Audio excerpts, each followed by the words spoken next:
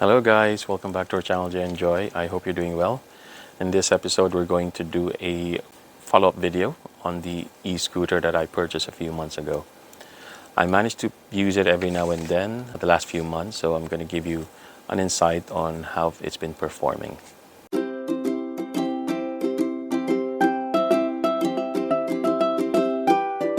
So let's start with the positives, and I've got my note here just to guide me through.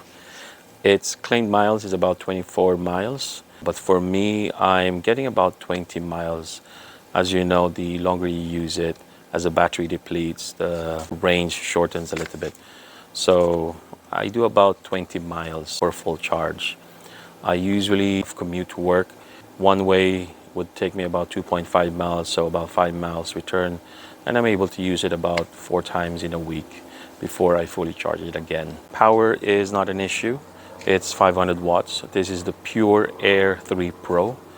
With the peak power is around 700 watts. It's enough to get you going. It's got the 2 modes of the standard speed and a sports mode. Sports mode will deplete your battery much quicker, and the range obviously much lesser. Maybe that's the one reason why I'm only able to use it. It's about 20 miles. If you offer the standard one, acceleration is not too bad, but it is obviously compromised. But I think in the long run, you're managing to use the battery more longer, and the distance is a lot more. The indicators is one thing that I like, which is very handy, especially if you're very safety conscious. On the road, it gives indications to other road users which way you're going. So that's a very good point. The front light is quite bright as well, including the rear light, which is, it increases in brightness every time you use the brake level. There's also an app that you can connect your phone into, so you can specifically see how much percentage of battery, how much distance you have left before you need to recharge this e-scooter.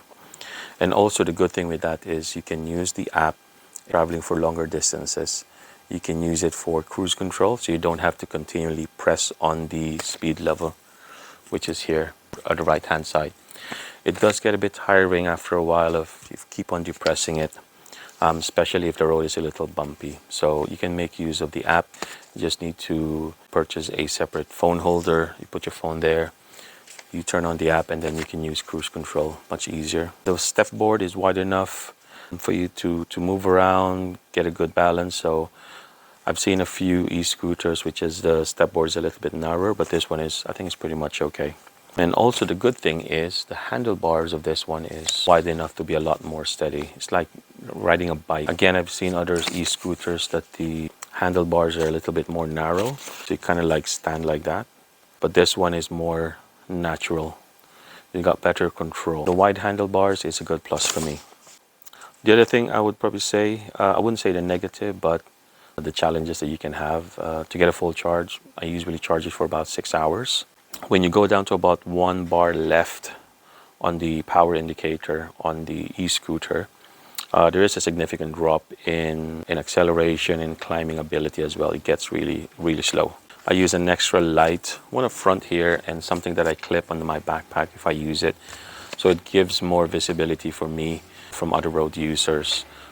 So overall, I'm pretty happy with it. The performance and everything, the distance, acceleration, the modes that you can use in, the app on the phone. It's pretty easy to use, and it's very stable for me. And I think it has its own system in the steering column. It's on the website.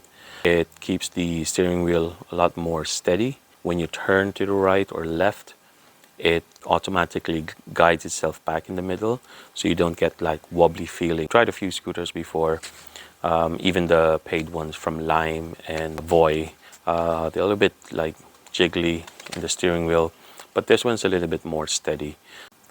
By the way, just to add, the top speed of the e-scooter is around 15.5 miles an hour. It is limited from the company. So, but for me, it's fast enough for an e-scooter. So that's it. I hope you like this quick follow-up video on the Pure Air 3 Pro e-scooter. Going through this pros and cons of the e-scooter. I would recommend it if you're looking to get yourself one. As always, don't forget to like, subscribe, and click the bell icon so you get notified every time we post a new video. So take care and safe riding, guys.